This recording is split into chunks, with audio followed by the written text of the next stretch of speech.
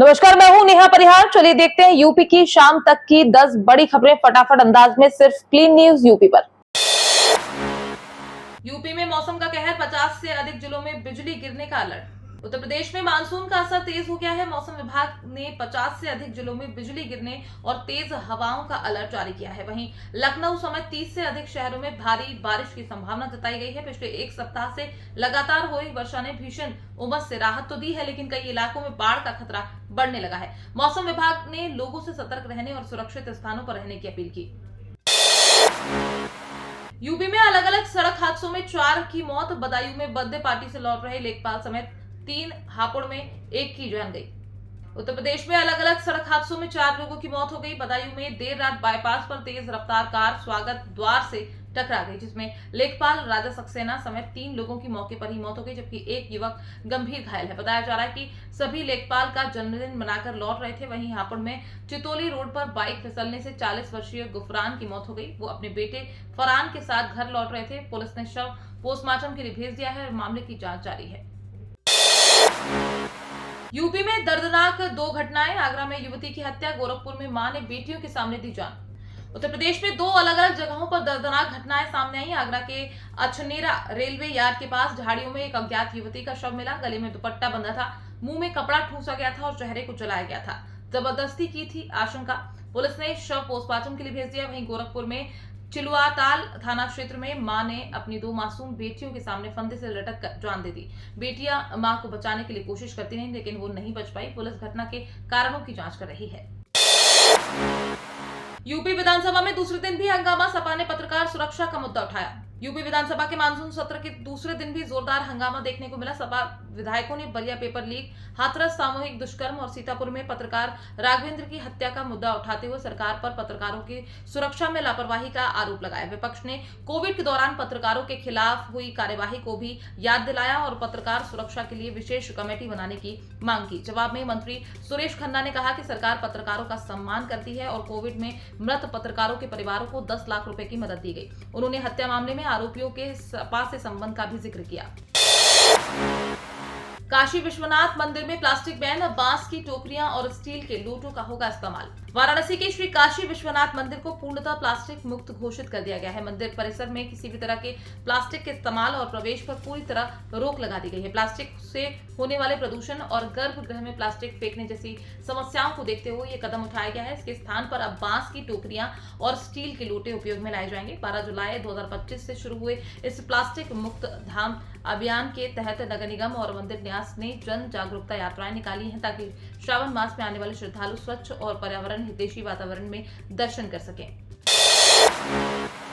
UP में 15 अगस्त से शुरू होगी 3000 प्लस बाल वाटिकाएं, बच्चों के सर्वांगीण विकास पर जोर।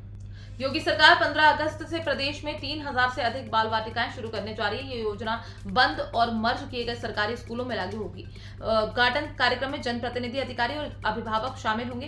बाल वाटिकाओं में रंगाई पुताई, सौंदर्यीकरण, बाल अनुकूल कक्षाएं, प्रिंट रिच वातावरण और गतिविधि आधारित किट जैसी सुविधाएं उपलब्ध होंगी। बच्चों के सर्वांगीण विकास के लिए wonder box, learning corner, outdoor खेल सामग्री, बाल हितैषी फर्नीचर और स्टेशनरी भी दी जाएगी। ईसीसीई शिक्षक, शिक्षा मित्र और आंगनबाड़ी कार्यकर्ताओं को विशेष प्रशिक्षण दिया गया है, ताकि 3 से 6 वर्ष के बच्चों को स्कूल रेडी बनाया जा सके और उनके पोषण पर भी ध्यान दिया जा सके। यूपी में 2 बड़े मामले। फर्रुखाबाद में मजार को लेकर तनाव, चंदौली में पशु तस्करी का भांडाफोड़। उत्तर प्रदेश में 2 अलग अलग मामलों ने सुर्खियां बटोरी हैं। फर्रुखाबाद के कायमगंज क्षेत्र के शिवरई मठ गांव में प्राचीन मजार को लेकर 2 समुदायों में तनाव बढ़ गया। मजार को मंदिर बताकर धार्मिक नारेबाजी के आरोप में पुलिस ने 45 नामजद और 100 अज्ञात लोगों पर केस दर्ज किया। वहीं चंदौली में पुलिस ने पशु तस्करी का बड़ा खुलासा किया है। एलिया मोड़ पर पकड़े गए एक कंटेनर ट्रक से 43 भैंस और 20 पड़वा बरामद हुए। मौके से 2 तस्करों को गिरफ्तार किया है, जो बिहार से पशु लेकर कानपुर की ओर जा रहे थे। दोनों मामलों की जांच जारी है। फिरोजाबाद में हर घर तिरंगा बाइक रैली, अवैध खनन के विरोध में ग्रामीणों का सड़क जाम। फिरोजाबाद में हर घर तिरंगा कार्यक्रम के तहत नगर निगम ने विशाल बाइक और जागरूकता रैली निकाली। महापौर कामिनी राठौर और नगर आयुक्त ऋषिराज ने सुभाष तिराही से रैली को हरी झंडी दिखाकर रवाना किया, जो शहर के प्रमुख मार्गों से होते हुए संपन्न हुई। वहीं जिलों के शिकोहाबाद क्षेत्र में अवैध मिट्टी खनन के विरोध में ग्रामीणों ने दरगाहपुर चौराहे पर सड़क जाम कर दिया। ग्रामीणों ने मिट्टी से भरे डंपरों को रोक दिया और खराब सड़कों से उत्पन्न समस्याओं पर नाराजगी जताई। यहाँ तक कि एक स्कूल बस भी फंस गई, जिसे ट्रैक्टर की मदद से निकालना पड़ा। दोनों घटनाओं में प्रशासन सक्रिय नजर आया। बीएचयू में पेड़ कटाई पर एनजीटी की सख्ती, रायबरेली में वंदे भारत ट्रेन पर फिर पथराव। वाराणसी के बीएचयू में अवैध रूप से 12 पेड़ों की कटाई पर राष्ट्रीय हरित अधिकरण ने कड़ा रुख अपनाया है। एनजीटी ने जुर्माना लगाते हुए हर कटे पेड़ के बदले 20 नए पौधे लगाने का आदेश दिया, यानी कुल 240 पौधे लगाए जाएंगे। साथ ही यूपी प्रदूषण नियंत्रण बोर्ड को 3 महीने में पर्यावरणीय क्षतिपूर्ति का आकलन और वसूली करने का निर्देश दिया गया है। वहीं रायबरेली में अराजक तत्वों ने प्रयागराज से गोरखपुर जा रही वंदे भारत एक्सप्रेस पर तीसरी बार पथराव किया। घटना में ट्रेन का शीशा टूट गया। आरपीएफ ने रेलवे एक्ट के तहत केस दर्ज कर आरोपियों की पहचान की प्रक्रिया शुरू कर दी है। फतेहपुर मकबरा मंदिर विवाद पर सियासत गरमाई, अखिलेश मायावती के तीखे बयान। उत्तर प्रदेश के फतेहपुर में मकबरा मंदिर विवाद ने सियासत को गरमा दिया है। हालात नियंत्रण में होने के बावजूद अखिलेश यादव और मायावती के बयानबाजी से मामला चर्चा में है।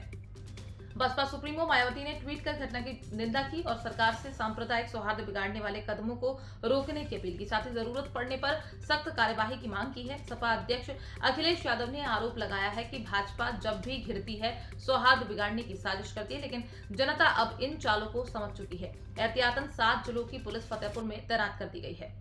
आप देख रहे थे क्लीन न्यूज यूपी की 10 बड़ी खबरें फटाफट अंदाज में। जरूरी और काम की खबरों के लिए चैनल को सब्सक्राइब करें और वीडियो को लाइक करना बिल्कुल ना भूलें।